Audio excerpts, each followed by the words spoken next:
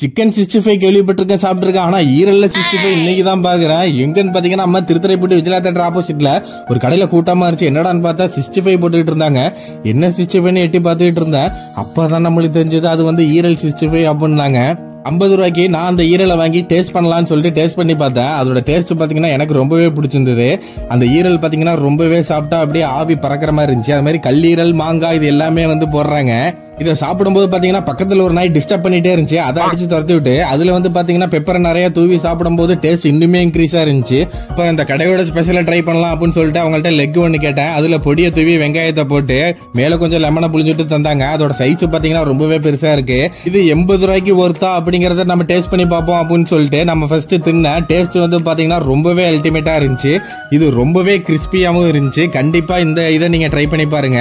அப்புறம் பக்கத்துல டிஸ்டர்ப் பண்ணிட்டு நாய் கொஞ்சம் போட்டு நான் பாட்டு வந்துட்டேன். நீங்க இந்த கடையில ட்ரை பண்ணி கீழே கண்டிப்பா கமெண்ட் பண்ணுங்க.